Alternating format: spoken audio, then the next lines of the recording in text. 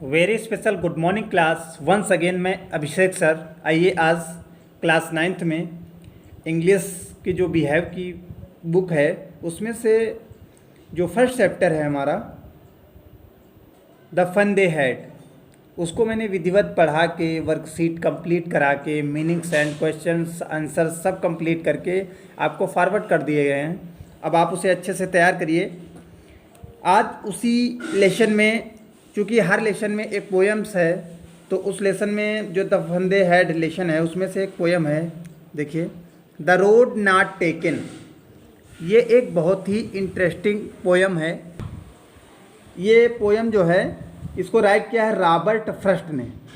Robert first चूँकि एक famous American poet हैं और इनकी ये पोएम भी उतनी ही ज़्यादा फेमस है। तो इस पोएम के थ्रू जो मुख्य संदेश कवि देना चाहते हैं वो यही है कि हमारी लाइफ में जो भी निर्णय हम लेते हैं वो हमारे फ्यूचर पर इम्पैक्ट करता है और वही सारा डिफरेंस बनाता है या उसी पर सारा डिपेंड करता है। और ये चॉइस हम कैसे लें ये हम पर डिपेंड करता है।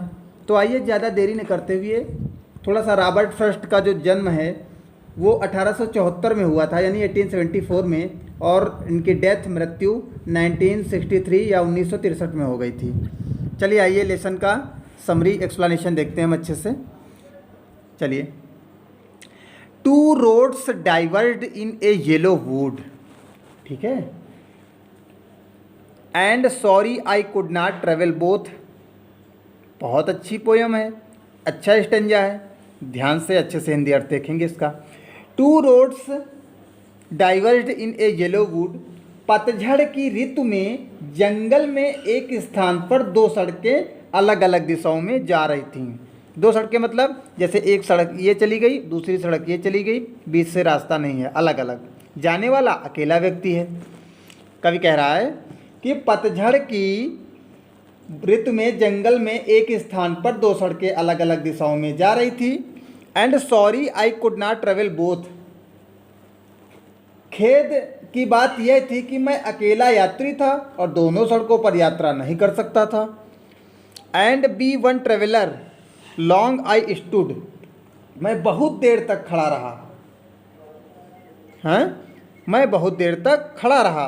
And looked down once as far as I could. और मैंने सड़क की ओर देखा। कहाँ देखा? सड़क की ओर देखा, और जहाँ तक मेरी दृष्टि जा सकती थी वहाँ तक देखा। To where it bent in the under growth.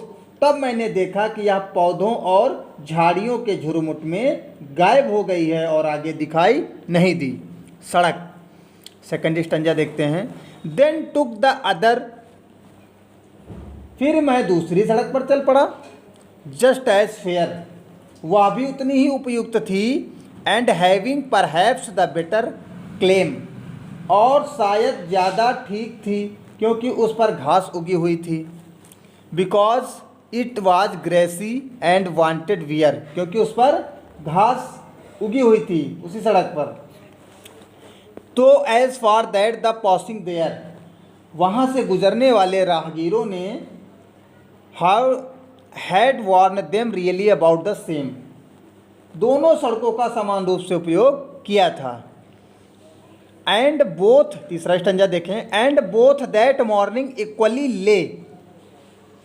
उस दिन प्रातः वे दोनों सड़कें समान रूप से in leaves no step had trodden black, और उन मतलब किससे ढकी हुई थी? रूप से पत्तियों से ढकी हुई थी और उन पर किसी यात्री का कदम नहीं पड़ा था जो उन्हें कुचलकर काला कर देता। Oh hi, I kept the first for another day. मैंने सोचा कि पहली सड़क पर मैं फिर किसी दिन यात्रा करूँगा। Yet knowing how way Leeds on two way, यह जानते हुए भी कि एक मार्ग दूसरे मार्ग से मिल जाता है। आई डाउटेड, मैं असमंजस में था। If I should इवर come back, कि क्या मैं उस रास्ते पर चलने के लिए कभी वापस यहाँ आऊँगा। लास्ट स्टेप स्टंजा इसका देखते हैं। बहुत ही इम्पॉर्टेंट और इंटरेस्टेड है। मुझे भी लास्ट स्टेंजा बहुत पसंद है। आप भी से अच्छे से देखें बेटा, और इसका हिंदी अर्थ एक्सप्लेनेशन समरी अच्छे से देखें। I shall be telling this with a sigh. I shall be telling this with a sigh. अब से मैं बहुत लंबी अवधि के पश्चात तक, क्या है, I shall be telling this with a sigh somewhere ages and ages hence. अब से मैं बहुत लंबी अवधि के पश्चात तक दुखी हृदय से यह कहता रहूँगा कि एक जंगल में एक स्थान पर दो सड़कें भिन्न भिन्न दिशाओं में जा रही थी। Two roads divert in a wood and I. मैंने वह सड़क पकड़ी जिस पर कम राहगीरों के कदम पड़े थे, अर्थात वह आम रास्ता नहीं था। I took the one less travelled by and that has made all the difference. उस यात्रा को करने के बाद मेरे भावी जीवन पर ऐसा प्रभाव पड़ा कि उसमें बहुत अंतर आ गया।